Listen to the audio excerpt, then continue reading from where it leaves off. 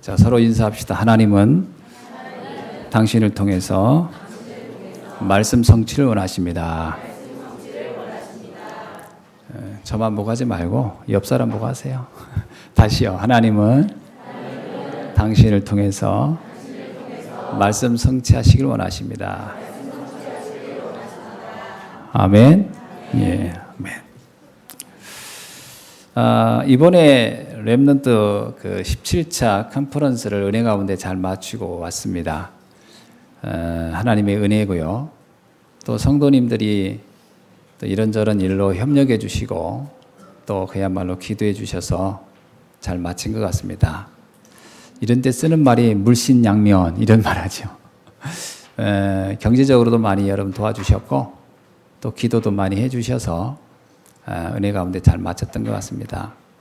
12,000명이 모이는 그야말로 큰 행사였기 때문에 혹시나 또 불미스러운 일이 있지 않을까라는 걱정도 없지 않아 있었는데 한 사람도 불편함 없이, 그리고 특별히 좋았던 것은 날씨가 지금까지 제가 참여했던 컨퍼런스 기간이 늘 폭염 기간이었는데 이번은 덥지가 않았어요. 그 제일 걱정은 더위였거든요. 그래서 옛날에 제가 광주에 갔었을 때 그 더위와 싸우느라고 기진맥진했었어요. 이번에는 덥지가 않아서 참 좋았습니다. 그리고 또 시설이 워낙 또 큰 데다 하기 때문에 밖에 활동은 거의 없었고요. 실내 활동으로 다 했기 때문에 또 괜찮았던 것 같습니다. 저희 교회에서 거의 약 한 40명 정도 참여했고요. 특히 이제 나중에 오신 분까지 가면 뭐 한 50명 가까이 되지 않겠나. 50명은 안 되겠지만 거의 가까이 100명 이하 뭐 이렇게 돼요. 그런데 참 감사했어요. 제가 몇 년 전에 했던 기도가 응답된 것 같아요. 그때 저 집사람하고 저거 둘이만 참석하면서 하나님 언젠가 저희 교회에서도 그렇게 큰 버스에 전 성도님들이 함께 참여하는 날이 왔으면 좋겠습니다. 물론 그때는 성도님들이 몇 분 없었을 때고요. 근데 이렇게 우리 렘넌트들도 많아졌고 그래서 거의 뭐 많은 분들이 참여하게 돼서 너무 감사하고요. 아마 내년쯤 되면 이제 저희들 교회 자체적으로도 큰 버스를 대절해서 가도 되겠다 이런 생각이 들 만큼 많은 응답을 받았습니다. 그건 외적인 부분이고 내적으로는 우리 렘넌트들이 아주 좋은 기회가 되지 않았겠나, 어떤 전환점으로 좀 봤으면 좋았겠다 싶습니다. 인생을 살면서 어떤 매듭이 한번 이렇게 그 매듭을 이렇게 정하는 어떤 결단의 계기가 늘 사람에겐 필요한데 요셉이 좀 어려서 그 결단의 시간을 가졌고요. 다윗도 그랬고요. 물론 모세는 노년에 그런 결단을 하게 됐죠. 사람은 한 번은 어떤 인생의 전환점, 뭐 그것을 전 우리가 말하는 호렙산의 사건이다 이렇게 표현할 수도 있고요. 바울 같은 건 다메섹의 사건이다 이렇게 표현할 수도 있죠. 그런 사건이 뭐 우리 렘넌트들에게 일어났으면 좋았겠다 싶고 일어나리라고 보여집니다. 뭐 지금 당장 뭐 감동이 되고 눈물이 흐르고 그거보다는 시간이 지나면서 하나님은 그때 그 자리에 내가 있음으로 내 인생이 바뀌었구나, 그런 고백을 하는 날이 되지 않았을까 싶고요. 또 그날이 또 지금 오늘 이 자리가 또 되기를 바라기도 합니다. 그래서 오늘 이 날이 그날일 수 있기를 바라고요. 또 우리 성도님들은 또 이렇게 같이 참석하면서 역시 미래는 렘넌트에게 있다 이런 생각을 또 안 할 수 없지요. 우리의 세대는 가고 있고요. 다음 세대들이 오고 있는데 이 시대를 이끌어갈 사람은 누구겠는가? 결국은 후대들 아닙니까? 그 후대를 어떻게 세우느냐가 다라고 볼 때 우리 성도님들 마음속에 렘넌트를 키우는 것이 참 중요하구나 이런 생각을 하게 될 거라고 봅니다. 또 감사한 거는 이번에 아주 우리 유치부 태양아 또 같이 참석했는데 우리 문정이나 또는 시원이나 또 성아나 성은이죠. 성은이나 또 뭐 지연이나 또 우리 경민이나 아주 어린 아이들이 또 많이 참석을 했어요. 또 약간 우려는 했죠. 뭐 잠자리도 바뀌고 또 먹는 것도 그렇고. 그런데 의외로 너무 잘 적응하고요. 또 잘 참여해서 또 그들에게도 영원히 잊을 수 없는 큰 응답이 시간이 되었으리라고 믿어 의심치 않습니다. 다 행복하고 즐거웠는데 단 한 사람, 저만 힘들었어요. 저는 금식 중에 갔기 때문에 지금 보시다시피 제가 살이 좀 많이 빠졌어요. 제가 한 3kg에서 4kg 이렇게 빠졌는데 되게 힘든 거예요. 저는 특히 이렇게 먹는 걸 보니까 더 힘들더라고요. 그래서 어려운 중에 제가 참석을 했는데 제가 그렇게 힘들 거라고 생각은 안 했어요. 근데 가서 보니까 좀 힘들더라고요. 저도 모르게 짜증이 나고 저도 모르게 아주 예민해지는 거예요. 아무것도 아닌 일에 막 이렇게 약간 좀 뭐랄까 민감하게 반응하는 저 자신을 보게 됐죠. 제가 그러면서 많은 깨달음을 갖어요. 금식을 이제 그만 중단해야 되겠다 이 생각도 그때 하게 된 거고요. 또 하나는 영적인 부분에 대한 생각을 많이 하게 됐어요. 그렇다면 영적으로 성도들이 이런 상태면 어떨까? 그러니까 제가 왜 그렇게 날카로워지고 예민했냐면 쉽게 말하면 결핍돼 있어서 그런 거죠. 음식이 결핍돼 있으니까. 그러니까 제가 민감한 거예요. 근데 음식에 대해서 민감한 게 아니에요. 다른 일에 다 민감한 거예요. 그렇다면 성도들이 영적으로 결핍돼 있다면 어떨까? 그 생각을 안 할 수 없죠. 그죠? 성도들이 만약에 영적으로 결핍돼 있다면 어떤 반응이 나올까? 예배 시간이 너무 싫고 짜증나고 피곤하다. 교회 가는 게 어렵다. 또 말씀 듣는 게 막 피곤하다. 그렇다면 결국은 어떤 것보다도 결핍되어 있는 것 때문이겠구나. 그죠? 영적으로 결핍되어 있어 그렇겠구나. 은혜가 충만하면 어떻게 했어요? 내가 뭔가 풍성하면. 그래서 성경에도 이 충만이라는 단어가 참 많이 나오잖아요. 그러면 어떻게 되죠? 행복하겠죠. 제가 어저께 이제 한 예로 우리 성도님 중에 최근에 말씀 듣고 굉장히 은혜 충만한 우리 성도님이 문자가 온 거예요. 목사님, 교회 청소 이렇게 사역을 언제 하냐고 그래. 토요일 날 오후 4시에 합니다. 그랬어요. 했더니 가겠다고. 근데 정말 4시에 오셨어요. 그래서 저는 집에 있다고 왔는가 보다 했더니 아니에요. 부산에서부터 온 거래요. 그 4시 맞추느라고. 왜? 청소하려고요. 그래서 제가 그렇다. 그게 좀 내가 은혜를 받으면 그럴 수 있구나. 교회에서 가까이 계신 분들 청소하러 안 오는데 부산에서도 오는구나. 교회 청소 때문에. 그게 이제 은혜의 표현이구나. 그 생각을 하게 되는 거죠. 그럼 은혜를 받는다는 말이 다다라는 거죠. 신앙생활 하는데 뭐가 어렵냐 할 때 일이 어려운 게 아니에요. 은혜를 못 받아서 어려운 거예요. 예배 시간이 재미없거나 지루하다가 아니에요. 은혜 못 받으면 다 힘든 거예요. 저는요, 제가 먹지를 않으니까 아이들이 좀 늦게 오는 것도 신경질 나는 거고요. 그 약속 시간을 기억 못 하는 것도 짜증이 나고요. 아무것도 안 해요. 머리로는 이런 생각이 들어요. 그럴 수 있지. 사람이 바쁘고 저런 일이고 이런 일이 있으면 그럴 수 있지. 그건 머리로 이제 해석은 돼요. 근데 가슴은 안 그래요. 가슴은 이미 짜증이 나오더라고. 그래가지고 내 주변에 있던 사람이 오죽했으면 목사님 때문에 시험 들겠어요 라는 소리를 다 했겠어요. 지금 그 얘기를 막 하더라고. 그래서 내가 이쯤에서 멈춰야 되겠다. 그럼 뭘 멈춰요? 짜증을 내지 않는 겁니까? 아니에요. 밥을 먹으면 해결되겠구나. 그래서 바로 제가 어제부터 밥을 먹기 시작한 거예요. 이걸 짜증을 안 내야지 한다고 안 내는 게 아니고 결핍된 걸 채우면 짜증은 없어지는 거죠. 예배 시간 잘 드리세요. 뭐 은혜를 받으세요.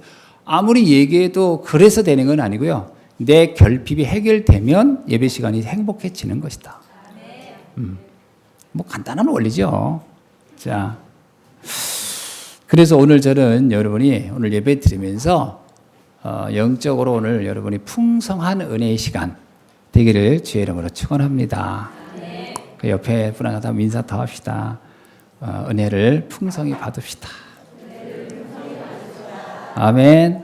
네, 그래서 옆에 분이 만약에 존다고 그러면요, 예의 있게 그러면서 수준 높게 살짝 이렇게 예배에 은혜 받을 수 있도록 도와주세요. 이렇게. 그래서 여러분, 우리는 지금 시험 공부하는 게 아니고 한 사람 더 자면 좋아, 내가 성적이 올라가니까, 이런 게 아니고 같이 은혜 받아야 되니까 옆에 분이 좀 좋으시거나 은혜 받는 일에 좀 방해가 되는 요소들이 있으면 도와주시고 함께 은혜 받을 수 있기를 바랍니다. 예. 자, 오늘 본문에 보니까 25절 한번 볼게요. 형제들아, 너희가 스스로 지혜 있다 하면서 이 신비를 너희가 모르기를 내가 원치 아니하노니. 여기서 바울이 신비라는 단어를 쓰고 있어요. 전에 있는 성경은 비밀이란 단어였고요. 이 개역 성경, 다시 개역 개정판에서는 신비라는 단어를 썼습니다. 도대체 뭐가 신비란 말이죠? 뭐가 신비예요? 그 다음에 보세요. 이 신비는 이방인의 충만한 수가 들어오기까지 이스라엘의 덜어는 우둔하게 된 것이다. 참 어렵죠? 이렇게 문장으로는요. 이게 무슨 말이에요? 뭐가 신비라는 말이죠? 이방인의 충만한 수가 들어와야 하는 것이 하나님의 계획이라는 거예요. 근데 이스라엘이 이걸 알아듣지 못했다는 말이에요. 이 말은 뭐냐면 하나님은 세계 복음화를 해야 되는데, 아멘? 전 세계를 구원해야 되는데 이방인의 충만한 수, 세계 복음화는 유대인 복음화가 아니에요. 세계 복음화지. 전 민족 모든 백성이 다 하나님을 알 수 있도록 하는 게 하나님의 계획이었어요. 그건 아브라함 처음 부를 때도 그러잖아요. 만민이 너로 인하여 복을 받으리라. 그죠? 이건 하나님이 아브라함을 부를 때부터 이 세계 복음만 하나님의 원래 계획이란 말이에요. 하나님이 이스라엘을 이처럼 사랑하사 독생자를 보내셨다? 아닙니다. 하나님이 세상을 이처럼 사랑하사 독생자를 보내셨다는 거예요. 하나님의 관심은 전 인류가 다 구원받는 거예요. 근데 유대인들이 어떻게 생각하냐면 그렇게 이해를 못한 거예요. 유대인은 어떻게 생각했죠? 유대인의 하나님으로. 자, 그러니까 이들이 어떻게 생각하냐면요. 구원을 받으려면 일단 율법을 잘 알아야 돼. 구원을 받으려면 선민이 돼야 돼. 구원을 받으려면 일단 뭐 지혜로워야 되고 규모 있어야 되고 똑똑해야 되고, 이런 생각을 유대인들이 한 거예요. 그러면 이런 생각을 가지고 있는 한 세계복음화는 이들을 통해서는 할 수가 없는 거예요. 하나님의 신비란 뭐예요? 하나님이 쓰는 사람은 그런 사람이 아니라는 거였어요. 하나님이 아브라함 부를 때 아브라함이 수준이 높아서 불렀냐요? 아니에요. 아브라함 생활을 보세요. 아브라함을 자랑스러워하는 것은 그 믿음이에요. 그 외에는 아브라함에게 자랑할 수 있는 게 없어요. 아브라함이요, 경제적으로 어려우니까 부인 팔려고 2번이나 했어요. 여러분 중에 남편이 나를 경제에 어려워서 팔려고 한 사람 있어요, 여기? 돈 주고? 무슨 말인지 모르세요? 부인을 인신매매하려고 했다니까, 이게 돈 받고. 그게 아브라함의 인격은 훌륭한 인격이 아니에요. 성경에 보면. 그럼 아브라함을 그렇게 인격이 안 좋은 아브라함을 왜 썼죠? 아브라함의 인격 때문에 쓴 게 아니었던 거예요. 그의 믿음을 보고 썼던 거죠. 그럼 노아는요? 훌륭해서 썼습니까? 아니에요. 노아가요, 술 먹고, 요즘 표현하면 완전히 진짜 개차반이었어요. 성경이 간단하게 기록되어 있지만. 옷 벗고 막 그랬잖아요. 자녀들이 그 당황해가지고 어떻게 할 줄 몰랐잖아요. 아주 주사가 심한 사람이에요. 근데 노아를 왜 썼죠, 하나님이? 그의 인격을 보고 쓴 게 아니에요. 노아의 믿음을 보고 쓴 거예요. 이게 하나님의 신비라는 거예요. 다윗이요, 굉장히 나쁜 짓을 했습니다. 다윗이 인격이 훌륭한 게 아니에요. 다윗이 자기 부하 장수 억울하게 죽이고 그 부인 뺐고요. 그런 거 했잖아요, 다윗이. 인격이 훌륭합니까? 인격으로 말하면 여러분이 훨씬 훌륭하죠. 어떤 면에서. 근데 왜 하나님은 다윗을 썼죠? 다윗의 믿음을 보고 쓴 거예요. 그래서 뭐라고 합니까? 나는 그의 중심이 나와 합했다 그러잖아요. 사람들은 외모를 보고 판단할지 몰라도 난 중심을 본다 이런 말 하잖아요. 요게 신비라는 얘기예요. 이해가 되십니까? 하나님의 기준과 사람들의 기준은 달라요. 사람들은 그럽니다. 어느 정도 수준이 돼야 하나님이 쓰지 않겠냐? 어느 정도 수준인데요? 어느 정도 수준 돼야 될까요? 아닙니다.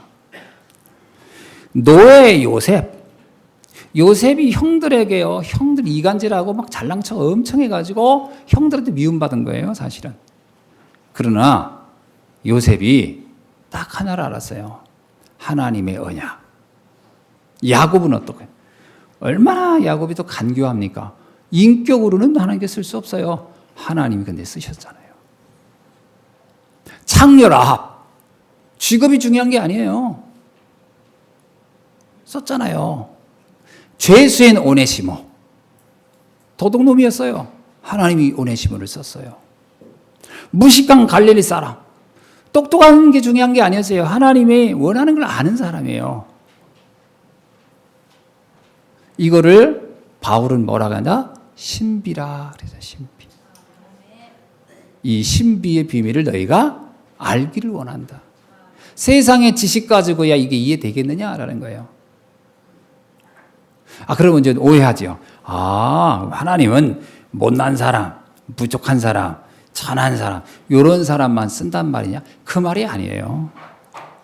세상으로 잘난 사람은 그 잘난 것 때문에 하나님 말씀이 안 들어오고 하나님 말씀에 자꾸 자기 생각을 내세우니까 그래서 안 되는 거지. 똑똑한 사람 가운데도요, 하나님의 뜻을 알고 쓰임받은 사람도 굉장히 많아요. 그 대표적인 바울 아닙니까?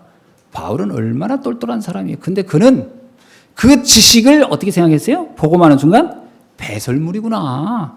하나님의 능력이. 그러니까 자기가 알고 있는 것이 대단하지 않다고 인정한다면 그런 쓰임 받아요. 고넬료 보세요. 자기가 그 높은 곳에 있었지만 베드로를 만난 순간 그 앞에 가서 굴복하고 그 사람한테 경배를 합니다. 그게 뭐예요? 자기의 지위가 중요하지 않다라는 걸 인정한 거 아닙니까? 그런 사람을 하나님이 또 쓰시죠. 자, 이걸 이해 못한 이스라엘. 그 이스라엘은요, 여러 지식과 지혜, 또 뭐 어떤 성공, 막 이런 거 어떻게 하면 하나님이 우리를 쓰는 줄 알았죠. 그러나 하나님 앞에 쓰임받지 못할 이스라엘의 그 모든 영화는 어떻게 됐죠? 물거품처럼 사라져버렸어요. 1800년 동안 23개 나라로부터 완전히 학살당해서 1400만이 죽었어요. 이스라엘 백성 1400만이. 그 이스라엘 지금도 전쟁 중에 있잖아요. 저게 사는 겁니까? 솔직히 매일 싸우는데 누가 이스라엘을 부러워합니까? 부러워할 일이 뭐가 있어요? 여러분, 맨날 싸우는 집 생각해 보세요. 집에 돈은 많은데 맨날 형제끼리 싸우고 옆에 이웃하고 싸우고 칼 들고 서로 죽이니 살려고 돌아다니는 집이 그게 부러운 집입니까? 그게 저주받은 집입니까? 여러분, 이스라엘은 좀 저주받은 땅인 거지요. 저게 우리 모델입니까? 어떤 사람들은 이스라엘처럼 돼야 된다고. 그럼 맨날 싸우세요, 맨날. 물이 없네. 물 좀 갖다 주세요.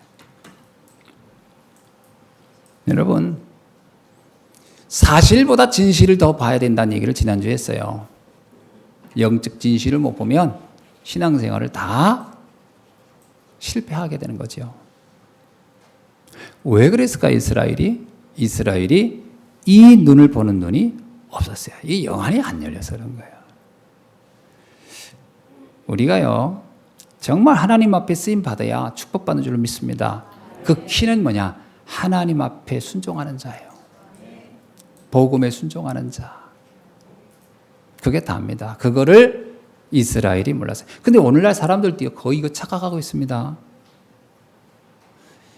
세상적으로 훌륭하다는 소리 들으면 그게 하나님이 쓸 수 있는 조건인 줄 알고 얘기지만 그렇지 않습니다. 그렇다고 해서 일부러 세상 사람들한테 막 무시당하고 그렇게 살아란 말이 절대 아닙니다. 이 말을 잘 알아들으셔야 돼요. 제가 그냥 세상적으로 막 무시당하고 인정받지 못하고 그렇게 살아야 된다. 이 말이 아닙니다.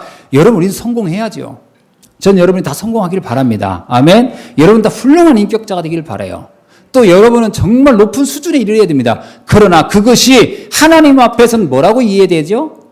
배설물 수준이구나라고 겸손해야 돼요. 성공해야지만 우리는 성공의 목적이 아니에요. 그것은 과정일 뿐이고요. 아멘. 그렇죠? 그래야 하나님은 글을 쓸 수가 있죠. 조금 성공했다고 흥분하고 조금 없다고 낙심하고 그럼 하나님이 쓸 수가 없겠죠. 오늘 이 시간 진짜 하나님 앞에 쓰임받는 여러분 되시기를 주의 이름으로 축원합니다. 자, 그래서 첫 번째 영적인 눈이 열려서 승리의 복음을 제대로 이해하려면 세 가지를 알아야 돼요. 여러분, 이 세 가지 눈이 열려야 여러분이 영적인 눈, 아까 얘기했던 정말 이 본질을 제대로 보는 눈이 열립니다. 첫째가 뭐냐면 요한복음 14장 6절의 말씀입니다. 그 내용이 뭐죠? 예수께서 이르시되 내가 곧 길이요 진리요 생명이니 나로 말미암지 않고는 아버지께로 올 자가 없느니라. 어떻게 우리가 하나님을 만납니까? 우리의 다른 어떤 방법으로도 하나님을 만날 수 없어요.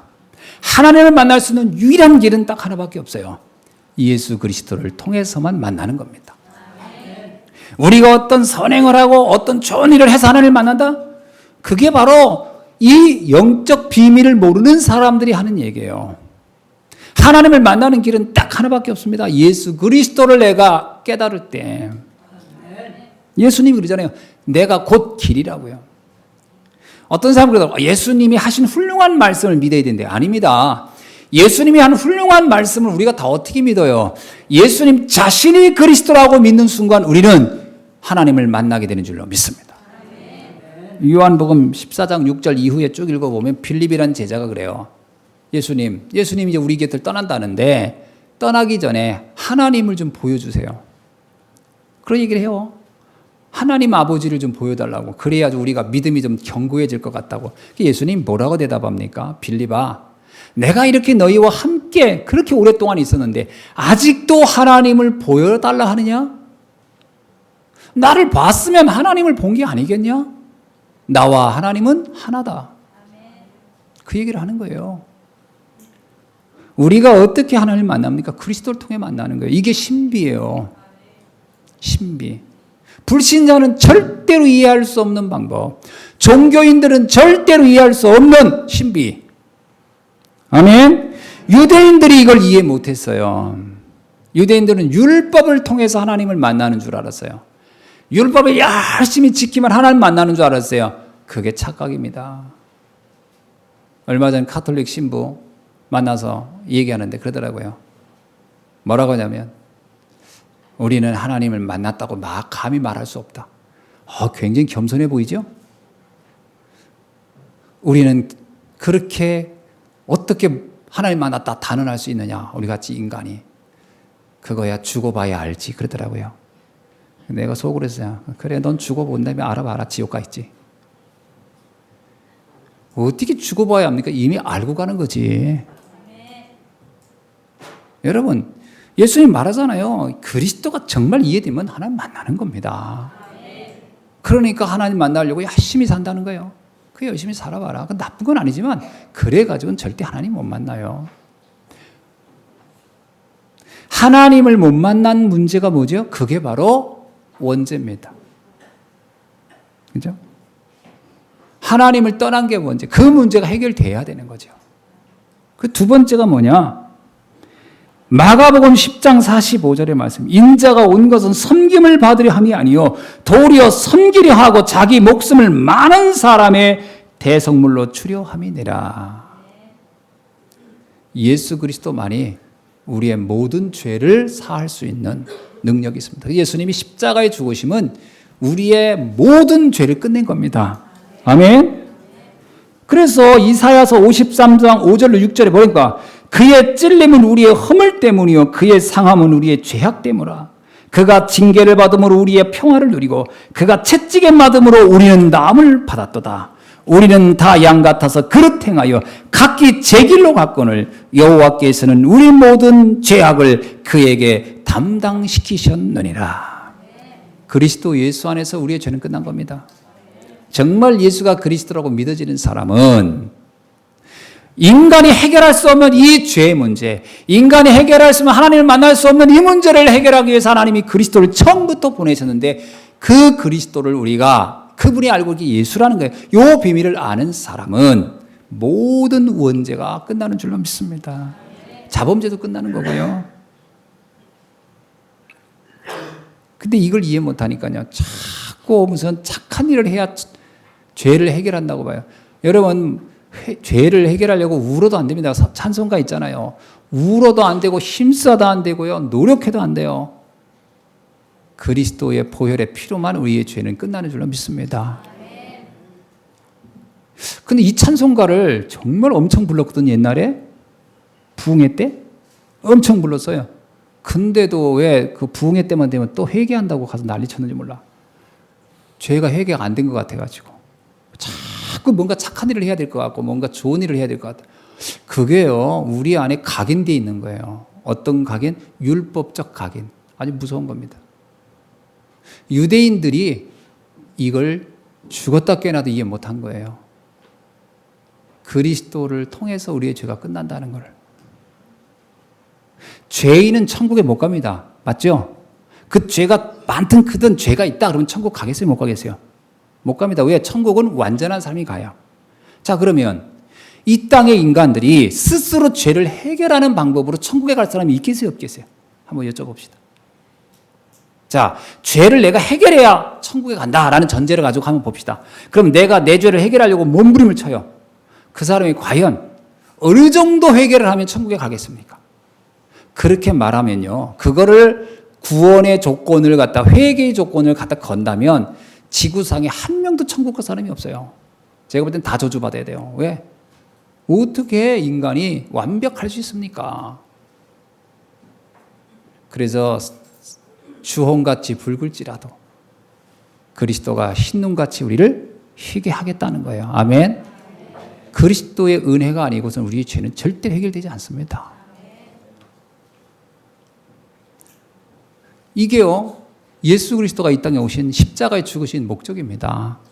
아멘. 자, 이거를 우리가 완전히 이해해야 돼요. 이게 이해되어야 인간의 선행 그게 중요한 게 아니구나. 저는 이사야서 64장 6절을 읽으면서요 진짜 저 자신의 모든 생각이 바뀌었어요. 이사야 64장 6절에 보면 이런 말씀이 있습니다. 무릇 우리는 다 부정한 자 같아서 우리의 의는 다 더러운 옷과 같으며 우리는 다 잎사귀같이 시듬으로 우리의 죄악이 바람같이 우리를 몰아가나이다. 여기에서요 우리의 의가 더러운 옷과 같다는 거예요. 그 말을 듣는데 정말 충격이었어요. 인간의 의는 옷과 같은 거구나. 옷을 잘 생각해 보세요. 옷을 빠르면 깨끗합니다. 그죠? 그럼 다시 말하면 우리가 죄를 져요. 그럼 죄에 대해서 하나님께 회개를 합니다. 그러면 내 죄는 사해지겠죠. 근데 문제는 그 옷을 입고 좀 있어 보세요. 어때요? 다시 더러져요. 완벽한 게 아니란 말이에요. 그 인간의 의는 어떻다? 이 옷처럼요. 죄를 반복한다는 거예요. 계속. 이러한 불확실하고 이렇게 상대적인 기준을 가지고 어떻게 우리가 의로워질 수 있다고 말할 수 있겠느냐 이거예요. 그래서 뭐라고 하는 겁니까? 우리의 죄악이 그래서 우리가 이 죄를 절대 해결할 수 없어요.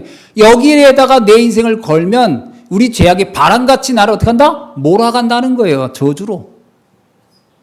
아하, 그렇구나. 내가 이걸 몰랐구나. 그래서 우리의 죄는 그리스도가 아니면 해결될 수가 없는 겁니다. 왜 주님이 십자가에서 그렇게 고통해서 죽었어요? 우리가 받아야 할 고난을 가져가셨다는 거잖아요. 우리가 해결할 수 없으니까. 아멘. 쉽게 얘기합시다. 우리는 그 죄의 대가를 십자가에 죽어도 해결할 수 없을 만큼 고통스러운 죄를 처벌을 받아야 되는 게 우리의 인생이에요. 만약에 우리가 예수님이 우리를 위해서 죽지 않았다면 우리는 아마 십자가에 달려 죽는 고통 같은 고통을 영원히 겪어야 됐을 거예요. 근데 주님이 대신 십자가에 죽으심으로 우리가 받아야 할 고난을 가져가 버렸다는 거예요. 이거 은혜가 안 됩니까? 그래서 우리가 의인이 될 수 있는 거구나. 전 그게 너무나 저는 상식적으로 이해가 되는 거예요, 저는. 그래. 하나님이 만약에 우리 보고 네가 네 죄 네가 해결해라 했으면 나는 지금 저주받아야 되지. 의로워질 수도 없고 구원받을 수도 없었겠구나. 얼마나 감사합니까? 불교가 왜 그게 치명적인 문제를 가지고 있는 줄 아세요? 불교는 스스로 도통하라는 거예요. 스스로 네가 어떤 그 부처가 되라는 건데, 여러분 부처라는 얘기는 완벽한 상태인데 그게 가능한 얘기입니까? 전요 스님들한테 묻고 싶어요. 스님은 얼마나 도를 닦으면 부처가 될 것 같습니까? 라고요. 그게 불가능한 길을 가는 거예요, 그분들이. 그래서 나중에 미쳐버릴 거예요, 아마. 해도 안 되는 걸 하니까. 그래서 불교가 나쁘다가 아니라 답 없는 길을 걷는 사람들인 거예요. 그래서 사실 스님들 보면 불쌍한 거죠. 그 길거리다가 이렇게 하고 이렇게 목닥 두는 분들 보면요. 일단 두 가지가 불쌍하더라고. 먹는 것도 제대로 못 먹고 있구나. 그것도 불쌍하고. 또 머리도 제대로 못 깎고 있구나. 못 기르는구나. 거기다 옷도 제 마음대로 못 하는 거. 왜? 그런 걸 하면 다 무슨 번뇌가 생길까 봐.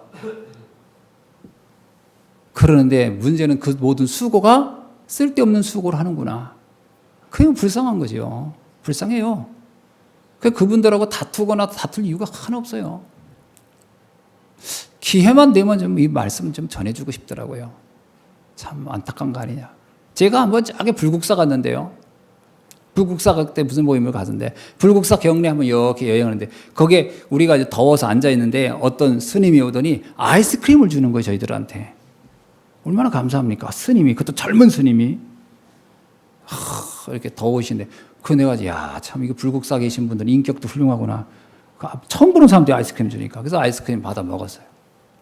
그래서 물어봤어요. 스님은 어떻게 해서 이렇게 여기에 계십니까? 그랬더니 하하, 제가요 부산에 무슨 교회에 계든 거기 청년회 회장이었대요.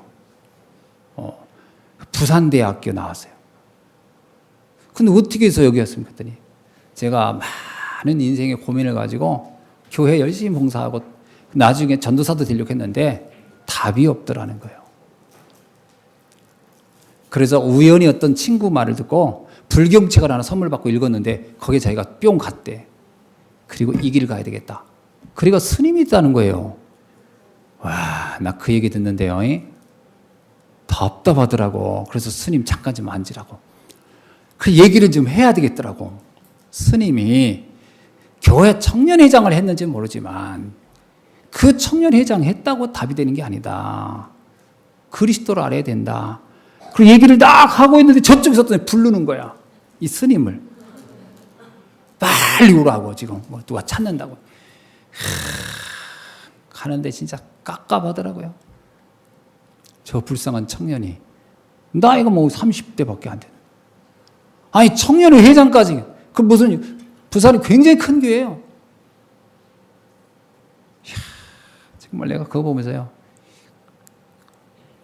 여러분, 교회라고 교회가 아니라는 생각 많이 들어요. 답을 알려줘야 됩니다. 교회 나면 열심히 착하게 열심히 살라. 이거 가지고는요 정말 인생에 고민하는 사람의 답이 안 돼요. 그 불교하고 똑같은 얘기만 하고 있으면 어떻게 해야 됩니까? 그리스도를 못 만나서 그래요. 제가 딱 그 생각을 하는데 저 젊은이가 그리스도 못 만나서 저 젊은 나이에 얼굴이 얼마나 또 잘생겼는지. 이야, 청년 때 교회 오빠로서 정말 날렸겠더라고. 잘생겼더라고요. 머리 깎은데도 이렇게 잘생겼으면요 길러 봐서 봐요. 얼마나 잘생겼겠어요. 근데 우리가 똘똘한 놈들은 다 절에 와 있네 이 생각이 딱 들더라고. 진짜 똘똘하니까 진짜 똘똘한 사람은 안 오지. 그러나 이제 덜 똘똘해가지고 아이고 안타깝더라. 복음 모르면요 그렇게 살다 가는 거예요. 여러분 우리의 죄 우리 해결 못합니다. 그리스도가 해결해야 돼요. 아멘. 이게 신비라는 거예요. 이게 신비. 이거 아무나 못 알아듣는 말이에요. 이거. 밖에 나가서 만나서 얘기해 보세요. 사람들이 우리 하는 말 알아듣나? 에이 뭔 소리. 사람이 착하게 바르게 살아야지. 그렇게 살지 말고 악하게 살란 말이 아닌데 지금 우리가 말하는 그런 차원 얘기가 아니에요. 세 번째입니다. 요한일서 3장 8절.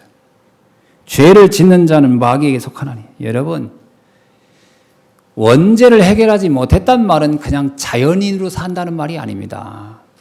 또 이걸 사람들이 모르더라고요. 우리가 하나님 떠난 문제를 해결하지 못하면 그냥 자연스럽게 자연인으로 그냥 평범한 사람으로 살다 가는 게 아니에요. 마귀의 자녀가 되는 거예요. 마귀에게 잡혀 살다 가는 거예요. 그래서 운명사주 팔자라는 걸 못 벗어나는 거예요. 불신자는 그래서 무당이 보면 네 운명이 이렇고 네 사주가 이렇고 네 팔자가 이렇고 그게 기가 맞는 거예요. 맞습니다. 옛날에 어떤 무당이 저희 교회 어떤 성도님인데 지금 뭐 그분 병원으로 소천했지만 그 성도님 친구가 저기 포천인가 어디서 의정부인가에서 유명한 무당이라고. 난 몰랐지 뭐. 이분이 하루는 목사님, 사모님 생일 좀 알려달래 해서 왜 했더니 그냥 난 생일 선물을 뭐 가끔 생일 기억했다고 뭐 선물하려는 줄 알고 또 적어줬지. 그랬더니 언제 태어나 시도 적어달래 해서 시도 적어줬지. 그랬더니 이분이 알았다고. 그거 가져가더니 꼼꼼한 소식이야. 그거 써갔으면 뭐 가끔 생일날 챙겨도 줄 줄 알았더니 그게 아니고 이분이 참 웃기는 사람이지. 자기 친구가 아주 무당이니까 내 사주를 본다고 갖고 간 거야. 가서 사주를 봤대. 사주를 봤는데 내 사주가 어떻게 나왔냐. 지금 부모는 친부모가 아니야.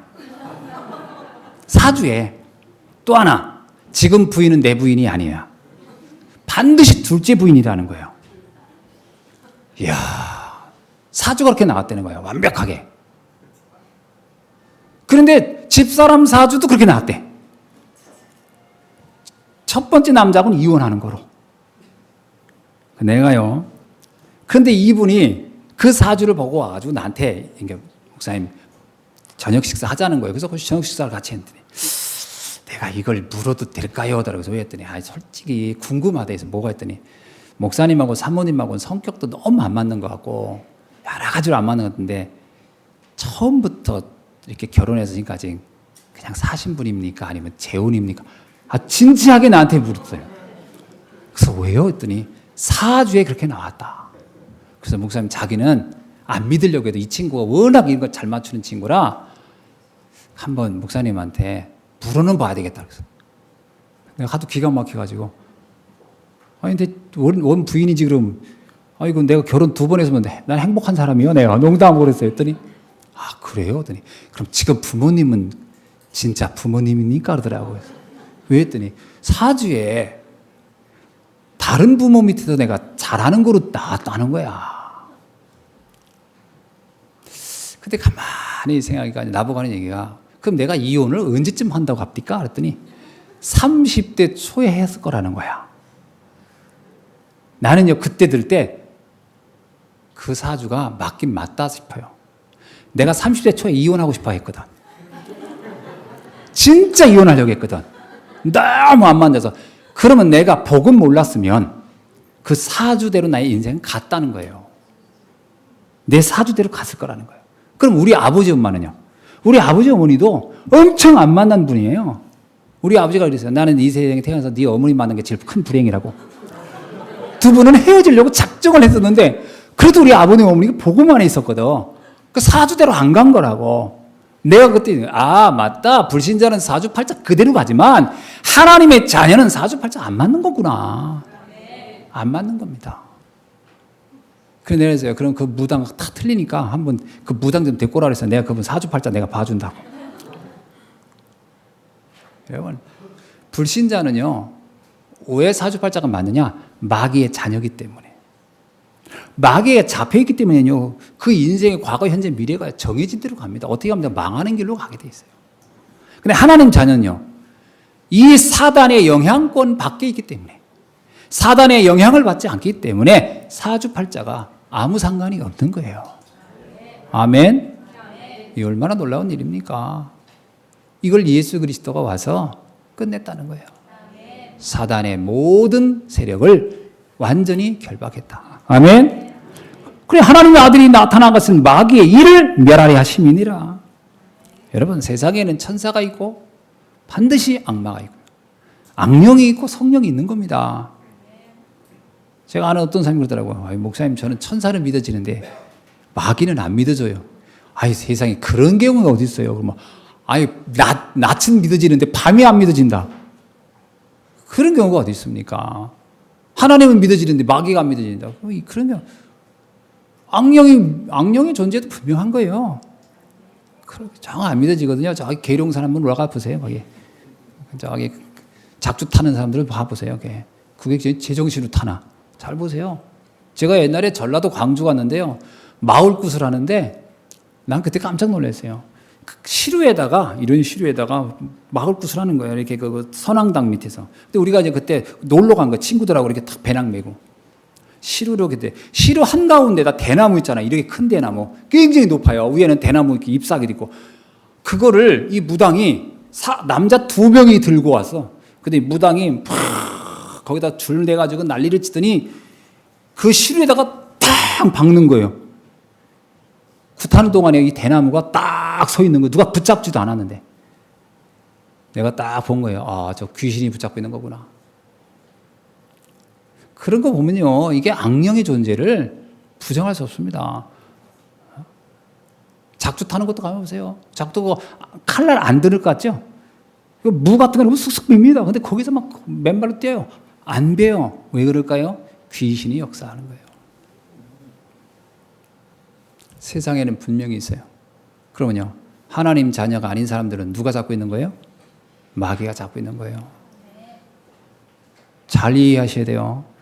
하나님을 떠났다는 얘기는 그리스도의 비밀을 모른다는 얘기는요, 마귀에게 완전 장악되어 살다가 가는 거예요. 그래서 성경에 요한복음 10장 10절에 뭐라고 나옵니까?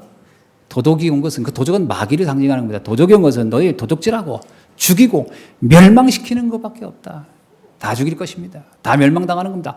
행복도 그래서 빼앗기는 것이고, 기쁨도 빼앗기는, 감사도 빼앗기는 것이고, 그래서 우리의 입에 달고 사는 건 뭐야? 늘 힘들다, 어렵다, 죽겠다, 그거밖에 더 있습니까? 맨날 시달리고 고통하고 근심하고 걱정하다. 그러다 죽는 거 아닙니까? 뭐가 남습니까? 돈이 있으면 근심 걱정이 사라집니까?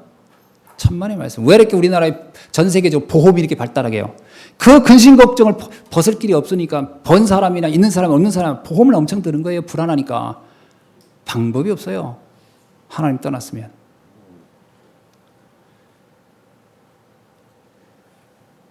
이것이 신비예요. 그리스도가 이걸 끝냈다는 거예요. 단번에 영원히.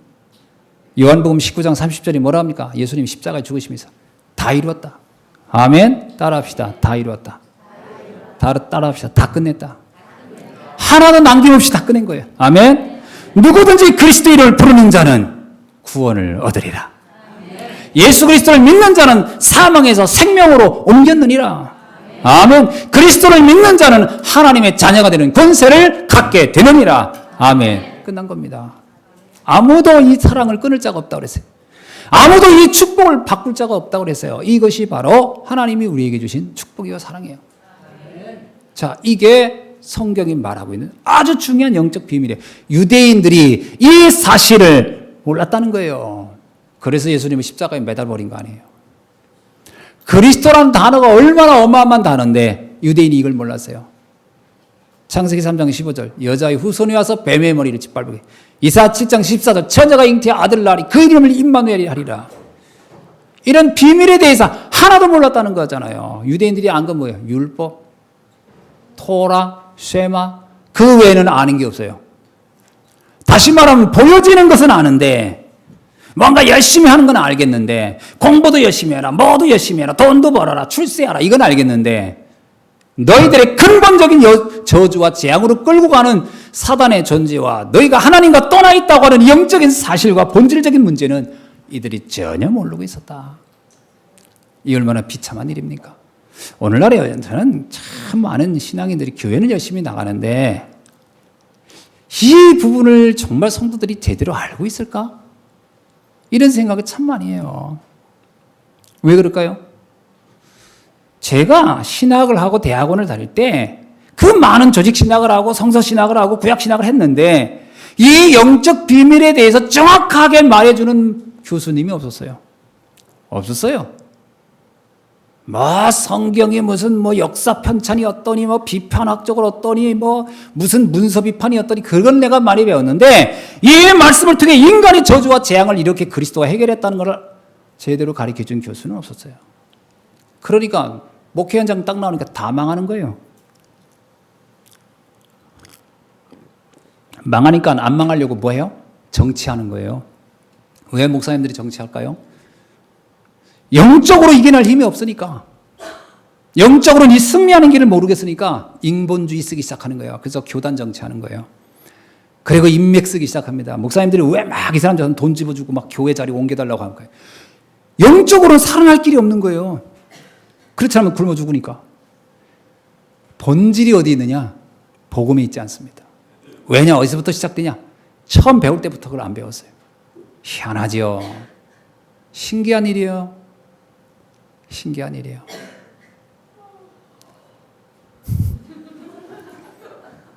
많이 졸리구나. 너만 졸린 게 아니고 졸린 사람 많다 여기.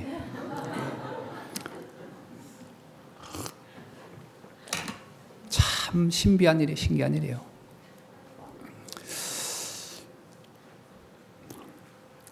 이 비밀을 알아야 끝나는 겁니다. 이걸 깨닫기만 해도요. 정말 이걸 깨닫기만 해도요. 그래, 내 인생의 모든 답은 그리스도 안에 있구나. 이걸 깨닫기만 해도 얼마나 감사하겠어요. 바울이 뭐라고 합니까? 그리스도 안에는 지혜와 지식과 포화가 있느니라. 바울이 뭐라고 합니까? 내 그리스도 안 이후에는 내가 죽어도 상관없고 살아도 상관이 없다. 왜 그런 표현을 했을까요? 그리스도 안에 다 있으니까. 어느 정도 다 있어요? 천국까지는 다 보장된 거니까. 아멘. 이런 사실이 구원의 축복이거든요. 이걸 아는 사람이 많지 않습니다. 유대인들이 이걸 전혀 몰랐어요. 모르니까 어떻게 돼요? 시대적으로는 재앙을 피할 길이 없는 거예요. 자, 이게 정말 중요하다는 것을 우리가 안다면 이 축복을 누리는 방법이 뭐겠습니까? 이걸 누리는 방법은 이 복음을 전하는 거예요. 마태복음 24장 14절에 보니까 예수님이 그럽니다.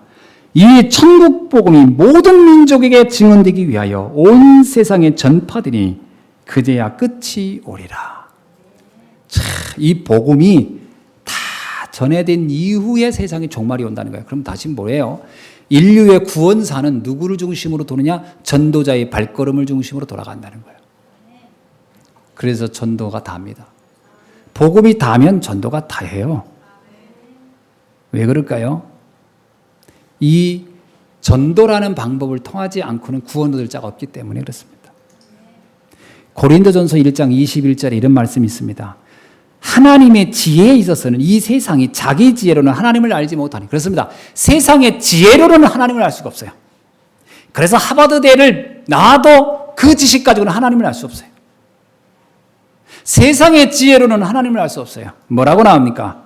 하나님께서는 전도에 미련한 것으로 믿는 자들을 구원하시기를 기뻐하시는도다. 방법은 그거밖에 없어요.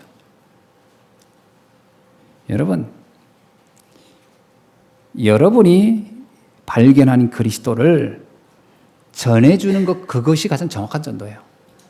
다른 방법으로는 되지 않습니다.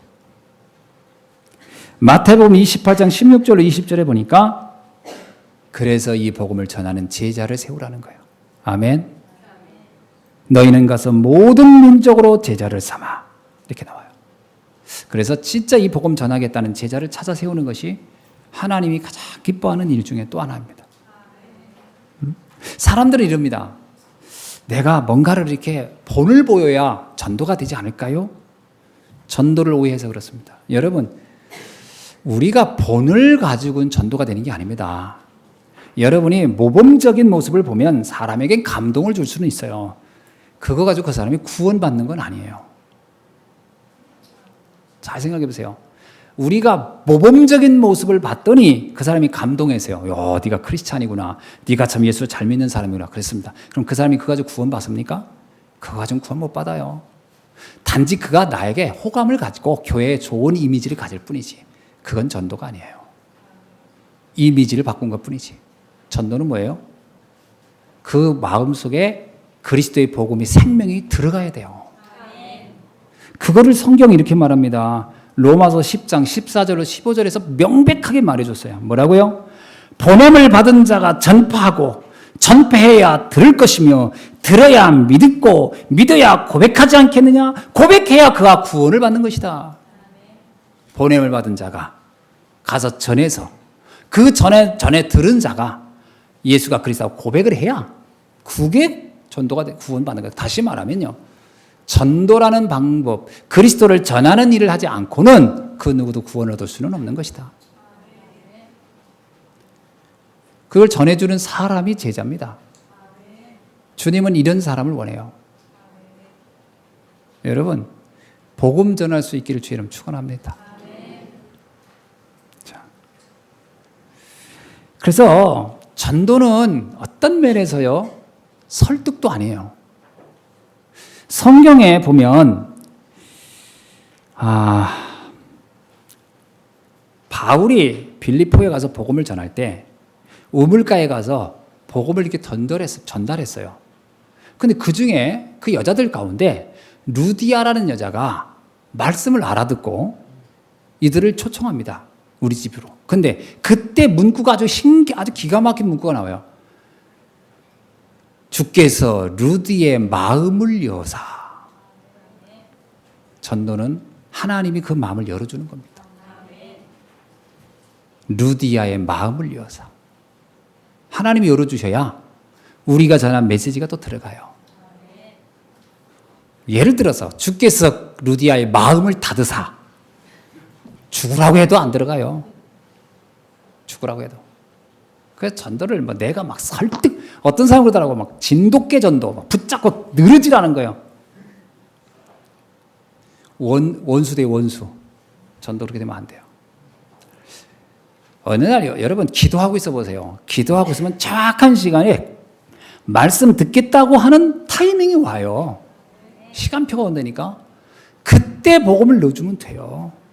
예수님이 계시라고 했잖아요. 내가 네 마음의 문을 두드리라니. 네가 네 마음의 문을 열고 나를 받아들이면 나와 너와 더불어 먹고 마시리라.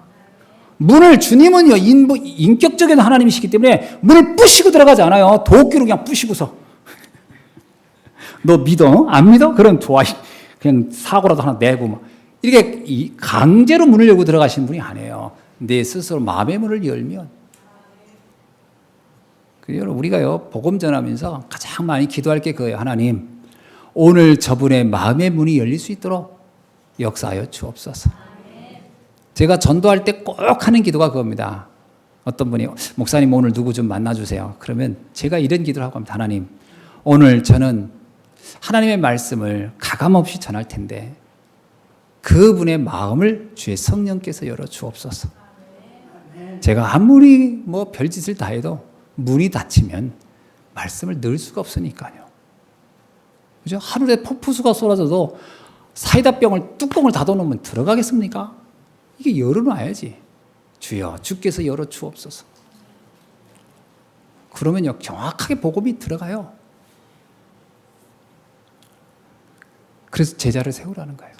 그런 제자, 그 영적인 눈을 읽는 제자. 아멘.